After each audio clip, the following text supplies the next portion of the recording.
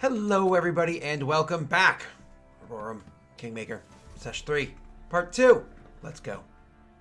So, you guys obviously got all those potions, scrolls, and everything during the break without Neil's advice, without Neil's opinion, because nobody cares about it anyways. That limey git. Limey git. He we still got some stuff. It's okay. Yeah, we were fair. Yeah, we divided up things, and he gets to, get whatever's left over. The one thing that we didn't divide up for where it goes is who gets the ring. That's right, we didn't. Hopefully I won't need it, so I might give it to Neil. I think Neil should take it. Yeah. Oh, really? Neil, come what? on. Why Neil? He already has an AC of 16. He'll live. I mean, we could both get an AC. I get AC of 16 with shield as well, actually. But I also have the potion of mage armor at the moment, and I also want to see what that belt is. Mm-hmm. So I'm going to start trying to attune to it while we do things. Okay. So see what it is. You want to give him the ring of protection, around, depending on what that is. Give him the ring of protection +1. Yep. There's no attunement in Pathfinder, is there? There is not. Oh, there isn't. Okay, my bad. So what happens when I put it? Oh no, I can't put on the belt because I'm holding the belt of potions. No. So the potion thing is more of like a bandolier, or belt. It can be worn like a sash across the chest, or it can be worn as a belt around your belt. It's kind of like whatever's most comfortable. It's a non-magic item, so you just wear it. As for the magical belt, you can strap that on as a belt and just kind of like see what happens. I'll do that, and we'll see what happens. Yeah. Oh, I hope you maintain this curiosity moving forward. But for this one, just by putting it on, you have no idea what it does. Yep. This is gonna be great. This is one of my favorite things is the idea of having no idea what a magical item does and being like, "Fuck it, let's go." When Neil gets back, just ask him and have a look, see if he has any better luck. Yeah. I mean, I assume when we eventually have a sit down, I can have another try, just with a higher DC. Yeah. He just usually it requires a spell identify. You just I have this, which allows me to use my spellcraft. Yeah. Oh yeah, I see. Yeah. So he kind of circumvents the typical rules. I was looking to try to drag and drop a ring of protection, but unfortunately it does not exist. So I have to Really? yeah. So I have to manually do it, which is not a big deal. So ring of... I'm just surprised it's not in there. Yeah. Maybe they don't have any magic items in here for whatever reason, but that's fine. Type ring of, and there's nothing. Yeah, that's fine because I just added 1 to deflection bonus, and so is AC 17. Double checking that, and 1 comes from deflection. I believe it does. Cool. So his AC did go up. Good for him. All right, so obviously you got your little bits of information. The last thing I want to go over about the gifts that they've given you was, as I said before, and everybody was willing to make a sacrifice without a moment's thought and a moment's notice. What that more or less spells out to is you don't know how many times you can do this before it wears out. You just know that there's an ability that currently sits with the party that will expire when the curse is finally dropped. But if all of your friends, as a reaction, or as you know it from 5e, or as a... immediate action, as you call it in Pathfinder, takes 1d4 points of damage, more or less like cutting themselves, drawing blood for 1d4 points of damage. The third person will immediately, as immediate action, have cast upon them the spell Divine Power. And will actually have it cast upon them as though there is I won't tell you what caster level it is right now, but I will tell you that it gives you an additional +1 luck bonus to attack rolls, weapon damage rolls, strength checks, and strength-based skill checks for every 3 caster levels you have, right? So +1 per, maximum +6. You also gain 1 temporary health point per caster level. Whenever you make a full attack action, you can make an additional attack at your full base attack bonus plus any modifiers. This additional attack does not stack with other blah, blah, blah, blah, blah. Damn. So, yeah, so it's the spell Divine Power. My God.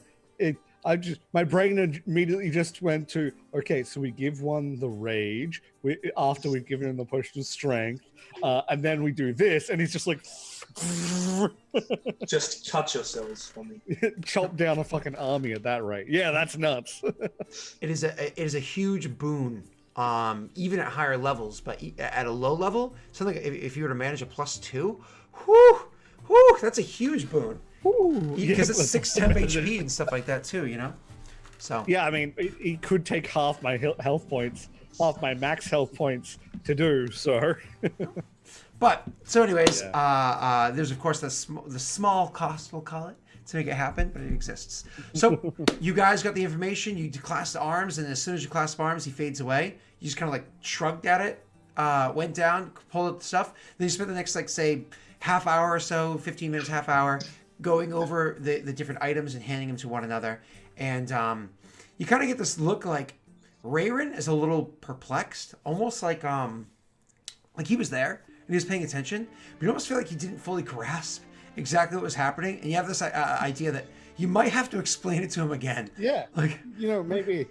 yeah, like he got the gist, but he's like still a bit lost. You know what I'm saying? I lean over to Balin and I say, I think you might be pretty worked up about Jade. Yeah, that's a good. I tell you, think of that. One more thing he mentioned. There was 3 gifts. That was one of them. Pointing to the thing we just opened. He mentions that. Let me get the exact wording.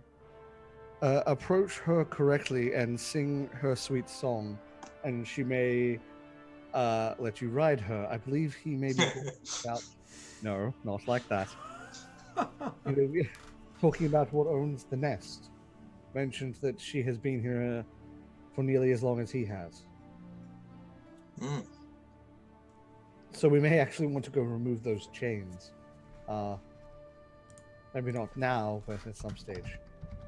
So as not to anger her if we I can. will be sure to watch your interaction with her from the door. You see, like a realization of, oh, I'm gonna die. For now, let's continue. Is there another door out of here, or is there just one door?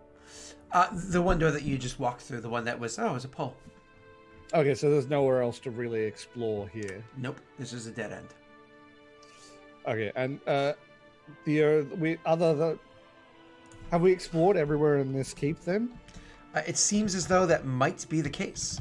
There's the 3 doors you can't get through, the 1 door that came here to be an end. Then there was a door that led into this, which also had 2 doors off of it, one leading to an outer chamber and then the balcony, and then the final one being the one you originally came through, which has the stairs going down.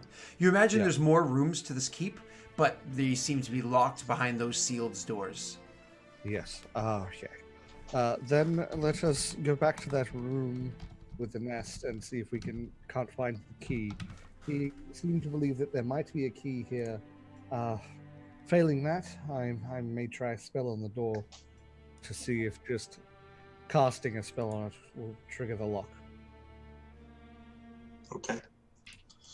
I think I might want to have another look and see if we can see any more gnolls about. Okay. So you are going to head out to the balcony area immediately. And from there... We would very carefully look through the door first. Well, you have to unbar it shut, right? And so you unbar the door shut. Now, you had spent the night here, and like I said, you didn't really hear any noises that had happened since... You did not... God, I really got to fix this monitor issue. I just am always so busy. I haven't had time to even make the phone call to the company to be like, you sent me garbage. So I keep trying to hope it... Because sometimes Fonzie works... If I just hit it, I might even be able to open up the back and like see if there's a loose wire or something, but it's likely just shorted hardware. Anyways, so you go there, you have to unbar the door, and then finally kind of peek on the inside. You didn't see anything yesterday, and overnight you didn't hear or see anything.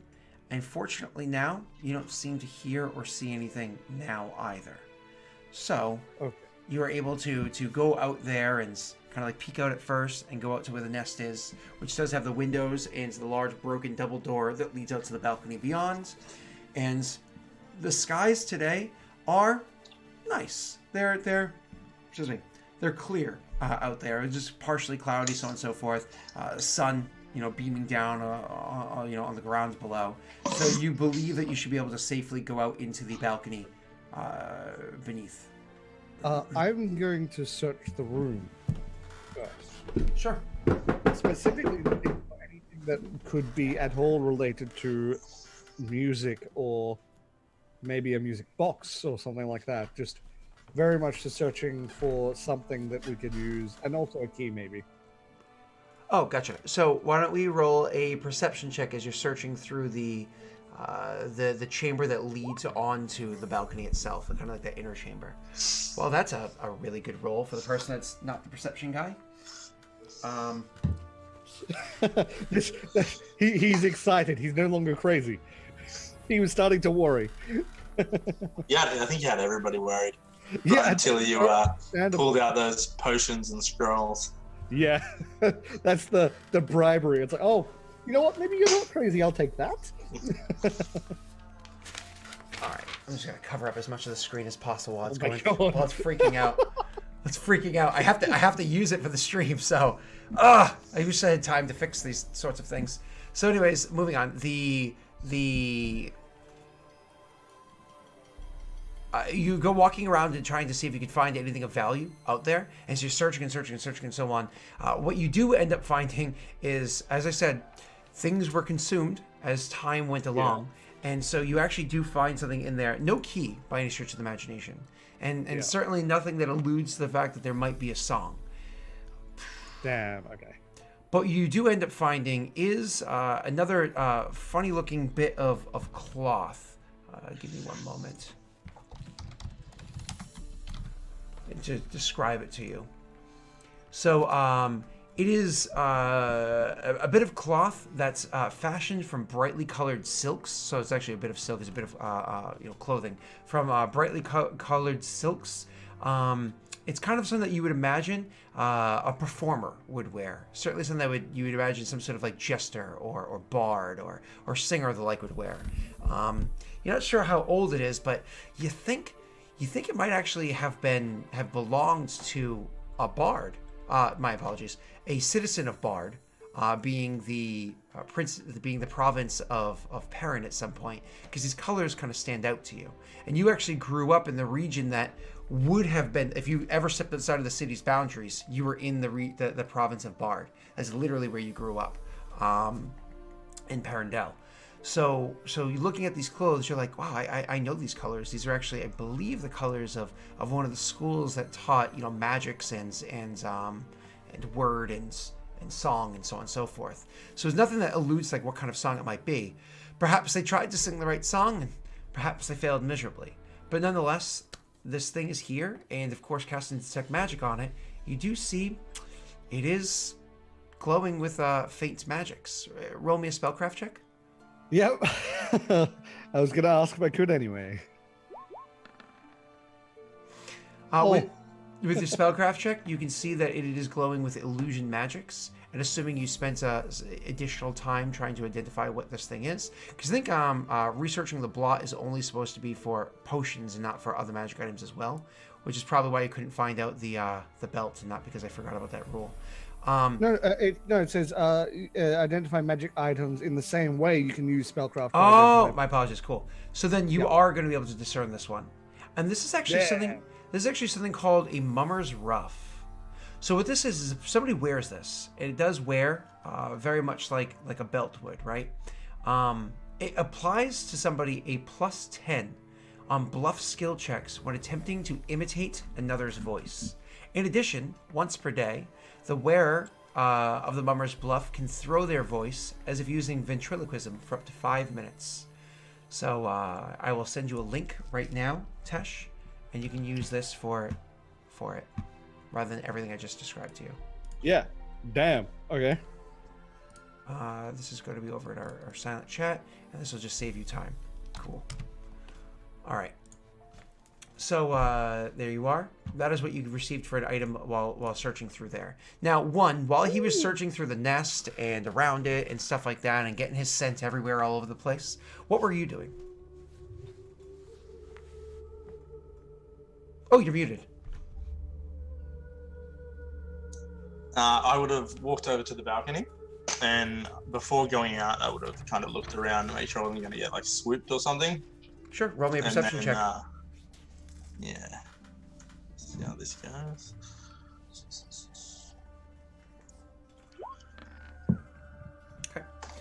So he's watching, and you said you're going to let him go first. So he's searching around for a little while and whatnot while you're hanging back and maybe just double checking your supplies and everything.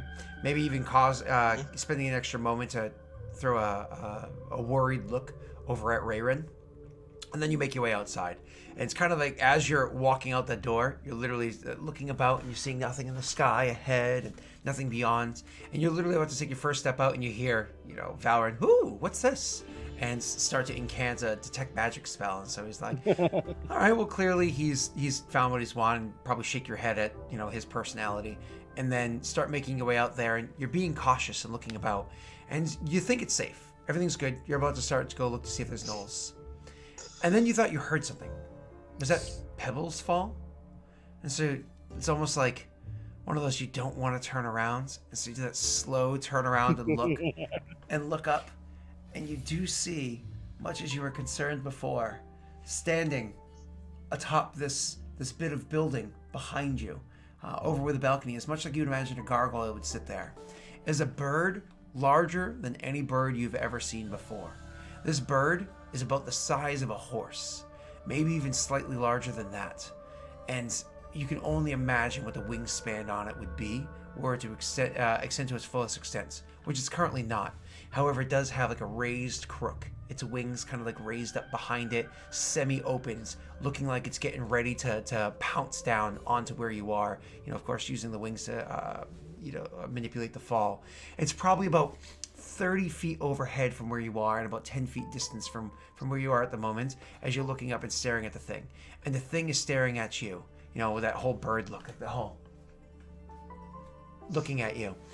Seeing the colors on the thing, the brown feathers and the like, you can actually quickly try to identify what kind of bird this is. Roll me a knowledge nature. The DC is much lower than it was before. Okay. Oh no. Oh no. The kind of That's, bird. that's my first one of the night. Yeah. Oh. The kind of bird that it is frightening. You have no clue what it is. What did you say? This is what it said. A chat. It's a chicken. Oh, yeah. It is frightening. You have no idea what kind of bird this is. If you had to guess, maybe it's an owl. Maybe. Either way, it is standing there perched overhead and clearly looks like it's about to drop down and pounce on you.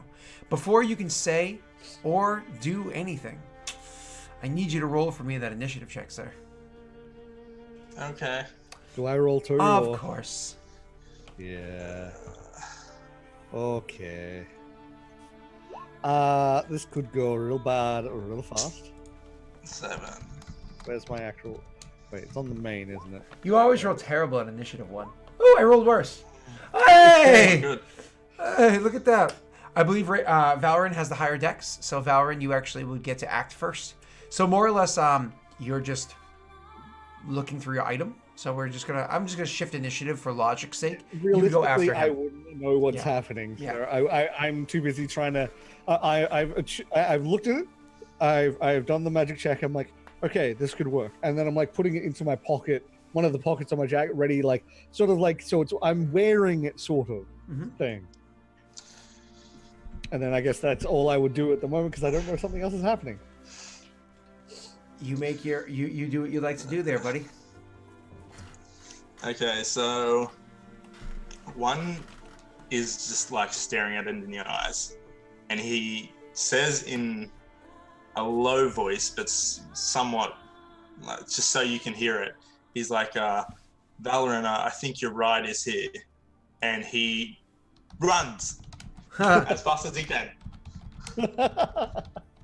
Oh, no. Okay, so you're more or less just going to be like, your ride is here, and then book it back into the doors? I'm gonna run as I run at 4 times my speed or something. Yeah, but don't worry about that quite just yet because you can easily double move and get through to like the inner door. You know what I mean? Yeah, that's where I want to go.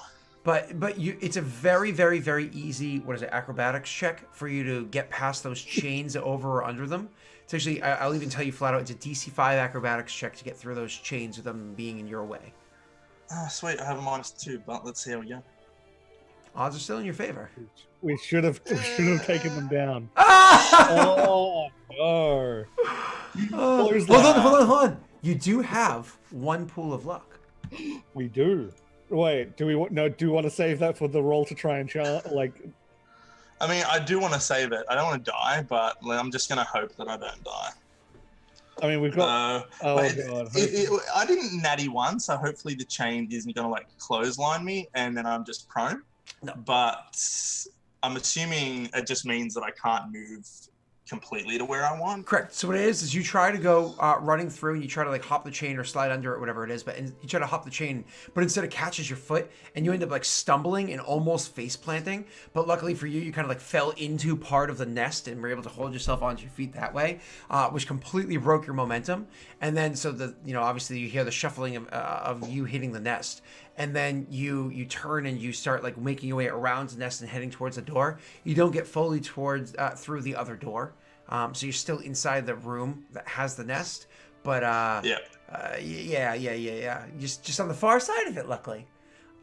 Immediately after that, Valorant, you hear him say that and run and jump and clip the top of his shoe and stumble and keep running. What do you do? Yeah. I am going to move over, so I am between the door and the chain. So that worst comes to worst, I can go back through the door. But I want to be trying to look as non-threatening as possible towards the chain. And can I prepare an action to try and mimic Venev's voice? You slipping on the belt? Wasn't it a piece of cloth? It works like a belt. My apologies if I had said that. Then yes, I would. Okay. I would 100% put that on. Because the other one you tried on, you knew it did nothing, so you would have taken it off. So this one, you just like, so more or less like as your so it's actually I think a standard action to slip on the belt, isn't it? Like, if you imagine putting on a belt takes a couple seconds. Yeah, right? yeah, no, that's fine. I'll do that then. Do that. So you do that and you move over to not quite all the way to the door, but not all the way to the door out of this room into like the safer room, but in front of where one is standing. Yeah. Okay. I want to be the one that sees first. I want to be non-threatening. I want to be trying. I'll be doing the whole like arms up, just like I'm doing the Chris Pratt thing in like towards the Raptors. So casting ventriloquism. To activate that would be a separate standard action. You've already used that to put the belt on, so you wouldn't be able to do that yet. But that's ventriloquism to throw your voice. You're easily able to mimic the voice immediately. Oh, that's right. It's just a check. Yeah, I can ping the thing if you want in chat. Ping what thing? My apologies. I actually wrote. Oh, okay, cool. That's fine.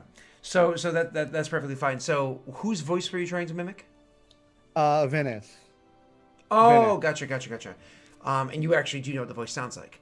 So you're gonna wait until the thing is able to drop, is gonna come in here, and then you're gonna do that. Yeah. So then it's the bird's turn. The bird drops down from on high, and it's one of those things where, despite this massive size of the board, like I said, it looks larger than a horse, and then it has the wings on top of that as well, and so on. It lands in only 2 feet, which you imagine have a hard impact. When it hits the ground, it's pretty quiet. Remembering birds are a lot, despite the size of this thing, a lot lighter than perhaps they look. It hits the ground and it turns around and it kind of has its head low and its wings up high, and it turns around almost like a snake-like neck as it turns its whole body around to look into the nest and sees you guys in there. And then it inhales a deep breath and into the room where you guys are, and oh my god, it's just so loud, it makes your ears ring as this almost hollow room is the echoing of this high-pitched screeching noise coming at you. The bird then makes its way over to where the chains are and kind of like looks at the chains like a bird does, like pecks at it a few times with its beak. Give me a second, please.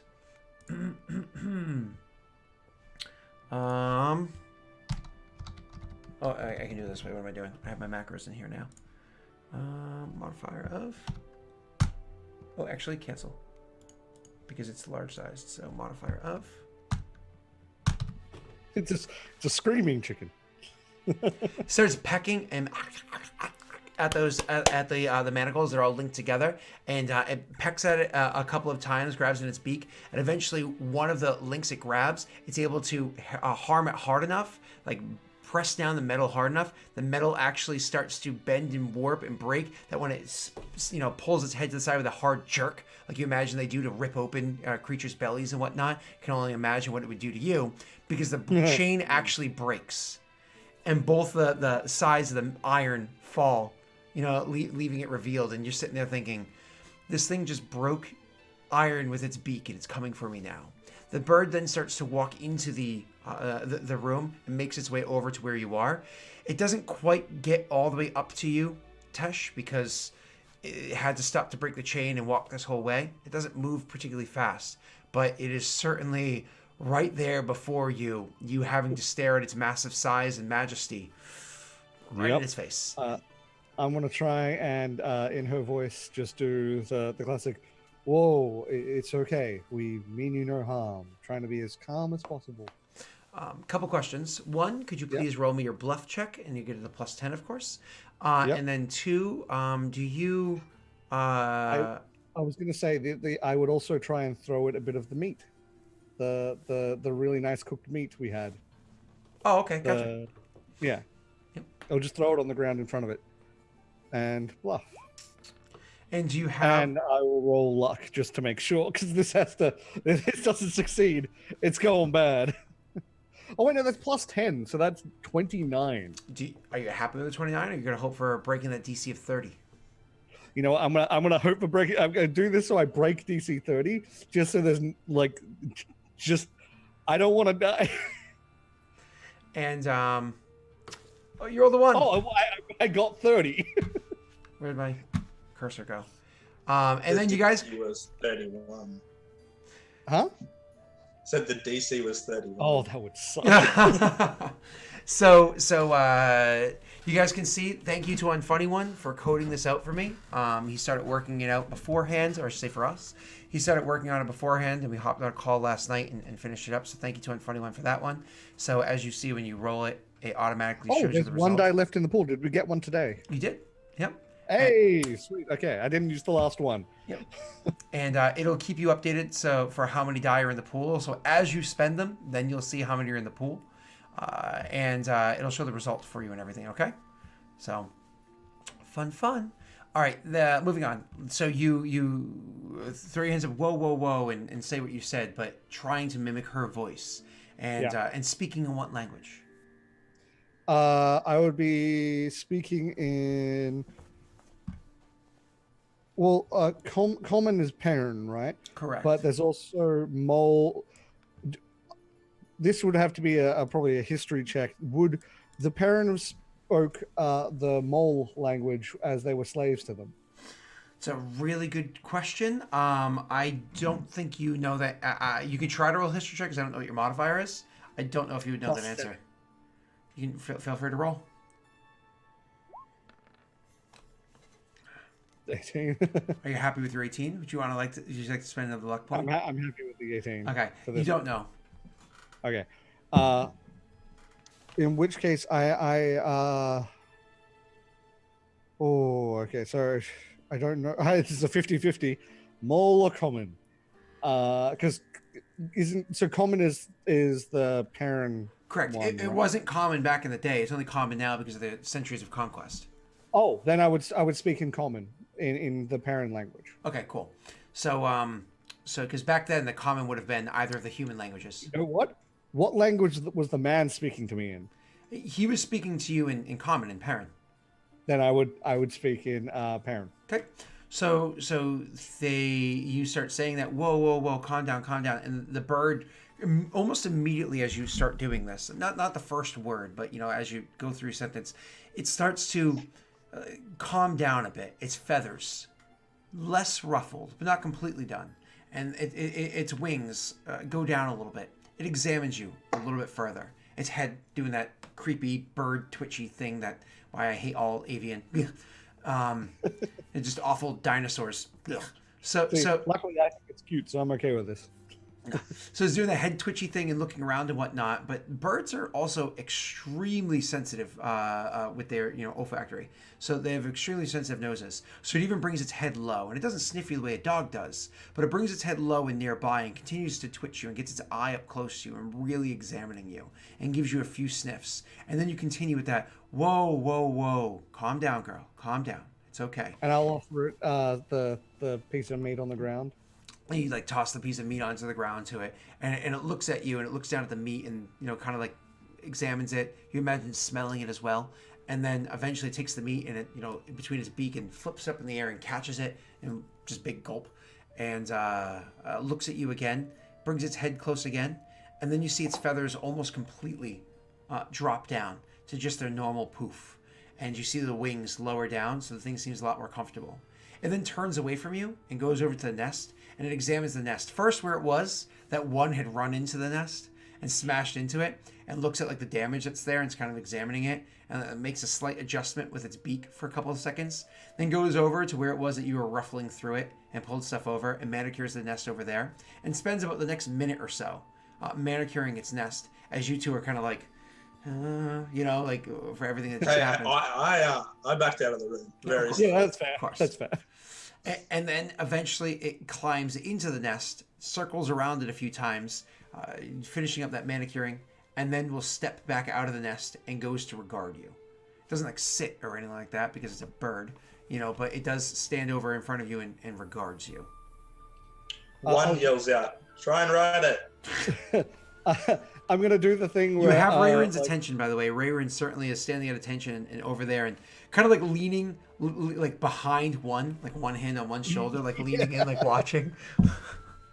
I'm going to do that thing where I just hold out a hand like that, not pushing towards it, but just do that towards its head and just hold it for a second and see what it does. It will, once again, lower its head down to its weird twitchy thing, bring its face close, and then it almost kind of like how a dog or a cat would nuzzle against your hands, just above one eye, just one quick little brush across the hands, and then it'll turn and it'll go over to where the chains were, the double door is, and step out onto the balcony. I'm gonna follow it. Okay, you walk out onto the balcony, and it is out there waiting for you. And as you walk out onto the balcony, it's actually going to lower itself down. I am going to attempt to very carefully and slowly make I would never do like sudden movements or anything, but I'm going to attempt to climb onto its back. You climb onto the thing's back.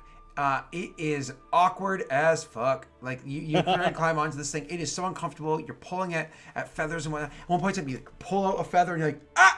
Like you literally pull like two feathers at once, whatever it is, and you put them to the side. And of course, I don't know if you've ever plucked a bird before, but when you pull out a feather, there's like a weird, nasty smell that comes out of it too. It's like, oh, gross.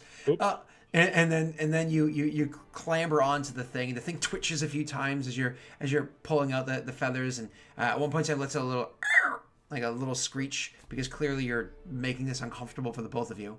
But you inevitably find this strange little nook, and it looks back over at the other two.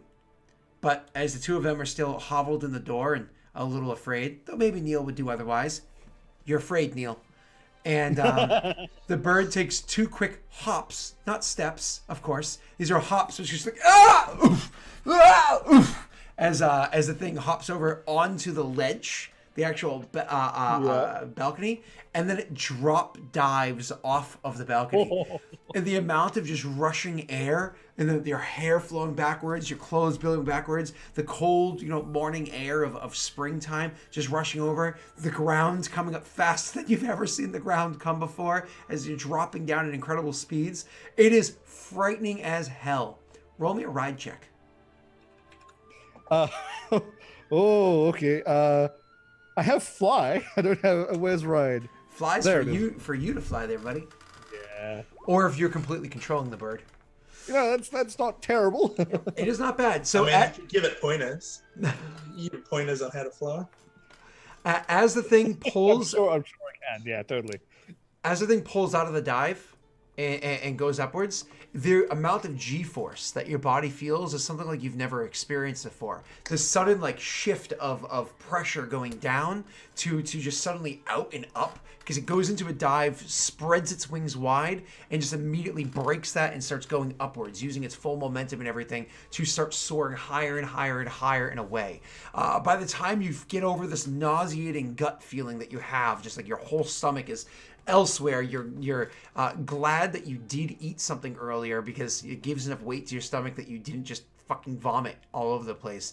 By the time you kind of gather your senses again and are able to peer through the bright light that is out here, because as I said, it's a mostly sunny day, and look back at the keep behind you, you can see that the two of them have made their way onto the balcony to look after you, but you can barely see them because they're like dots in the distance. The distance that you've traveled in just such a short period of time, or seemingly short period of time, was incredible. And now you're soaring over the valley, on the far side of it, kind of where you first approached a long while ago, and able to see the valley below. Not to see it too well, because I mean, let's be serious, you're trying to look over feathers and whatnot. But you're able to see the valley below, clinging on for dear life. Fuck, another feather. Oh no. Oh, this is awesome. Yeah, I mean, he would just be enjoying it more than anything, rather than like trying to guide it anywhere. If it's flying out for too long, he might try and like gesture back towards the keep, but for the most part, he'd just be enjoying it. Depends on what you mean by too long. Oh, like, hours. Gotcha. If it flies too far away as well, like if it's just flying straight away, like, he would probably be like, let's go back. So you do. It is going to be flying. First, it does like one quick swoop around the valley itself, and then it does in fact start to fly away. It does in fact start to fly a bit away from where this is. Now, like you said, you do leave that alone at first. You know what I mean? Kind of like, I'll leave this be. But you do notice that I'm just trying to check something really quickly. Overland. So that's 64. Just trying to make sure I do that right. Yeah. So you do notice that it is moving further and further away. You allow maybe the first hour or so to pass. And after allowing that first hour to pass, you're just sitting there thinking to yourself, like, how far are we? We're already completely outside of the mountainous region. We're already completely removed from the mountainous region. As a matter of fact, I think I see up ahead the river that is to the east of the mountainous region, the river that Forvin has gone by. Where the hell is this thing going? And it's probably around now that you're like, no, I can't leave them way out here. I don't know where this thing's going. I don't know where this is heading towards. Let me see if I can try to guide it back. So trying to guide it back, you have one of two methods. You can try to use the ride check, or you can try to use animal handling. These are doing some pretty deep blinks now, including getting fully black for like half a second. What the hell? Let's do it. It never blinks this bad. This is crazy. Slightly better for me. By 1. Hey, I'll take that. I feel like this stream is doomed to be the most tech-issued stream I've ever run ever in the history of ever. Jesus Christ. Yeah, you are having not a good day. Curse of Idir, in fact, yes. We need to end this curse now. It's hitting my computer hard. I'm sorry. So you were saying, I'm sorry? Yeah. I rolled a handle animal check. My apologies. Thank you. Oh, I see it. So more or less, you just try to coax the thing at first, like reaching out, trying to get its attention, and just trying to gesture it back that way, leaning with your knees, kind of like pushing it to the side with its hand. The thing ignores you at first, and then you realize maybe it just doesn't notice what I'm trying to do. And so you get a bit more forceful, a bit more aggressive with your means of guiding this thing, and eventually it does in fact turn and start leaning the other direction, and finally it finishes its full swoop. And almost like it's following the same exact flight path from whence it came, it does head back the other way. Back at the camp, and sorry you don't have a Neil to roleplay with there, Jake. You probably I can only imagine the quips he would have about this. You got to give him his space. You notice that he's gone. You guys have a little conversation about the fact that he's just gone and out of sight and heading who knows where after doing one little roundabout. And I'm glad he's enjoying it. But you did have something that you wanted to work on in the interim. you did want to at least look down and see if you could find any gnolls. So, knowing that you're not going to get eaten by a bird, you comfortably make your way to the edge of the... and roll your perception check. I wish I knew how to fix this problem. I wish I knew circuitry. I wish I was an electrical engineer. So, all right, with a 16 perception check, you're looking down below. You don't see anybody down there. You don't see, I mean, there's a good distance down, don't forget, but you don't see any gnolls in small groups, large groups, not approaching, looking over where it was, because you were the one that originally saw where they went off to hide from after that hunt before. Looking over the direction, I believe that was you, maybe it was someone else. You looking over that? I think it was Valorant? Tesh. Yeah. I just remembered that after I said it. So, looking over in that direction, you don't see anybody coming or going or whatever the case may be. I just have to keep covering up even more of this. This is fucking ridiculous. I'm genuinely getting angry. So, oh my god. It's blinking so much. Like, can you see it on my face still? Or am I hiding it enough that you can't see it anymore? For now, I can't see it, but I've been paying attention. Like, so. I can more or less go like at this point to what it's doing. It's never blinked this bad before. My apologies. Wow. So during the break, I'll see if I can try to fix it, and I might take a break soon just to fucking try to fix it. But so you looking down there, and you do not see any of them down there. You don't see any of them coming to or fro. But now, without the concern of this overhead and spending a bit more time looking into the region, you do notice more than you were able to beforehand, because you have a bit more time to survey the lands. You had seen a couple of buildings that had fallen, broken down over the ages before, but now you're able to spot out that not all of the buildings were this old rotted wood. Actually, the opposite direction from which because you guys originally came, I believe, from the west, circled around to the north, and then dropped in and came into the valley you came from the east, circled around to the north, and came to the west to where it is that the keep is of the valley. To the southern edge of the valley, there's actually a building that is mostly destroyed as well, but also seems to be made out of stone. So there's a bit more form to it down there. So it doesn't look like it's likely is not inhabited. It's likely that nobody lives down there either. But it's at least another sign that at some point in time, something was constructed here beforehand. Other than that, though, you don't really see anything else in this region. Okay. Yeah. Oh. So eventually, Tesh, you've been gone for about 2.5 hours time in total. You make your way back into the valley. And I imagine not immediately when he comes within sight, but eventually you guys would see that he is in sight. And you start making your way over to where the actual keep is. When you get to the keep, you kind of circle around overhead one time, and then you land harder than you would expect, but gentler than you dare to, whatever. And you get there. I'm so sorry. I'm gonna have to take a break. This is strobing so hardcore. It is breaking all of my concentration. I can't even. It's so bad. I've never seen it this bad. So we're just going to take a break right now, and we'll be back very shortly. Gah! Be right back.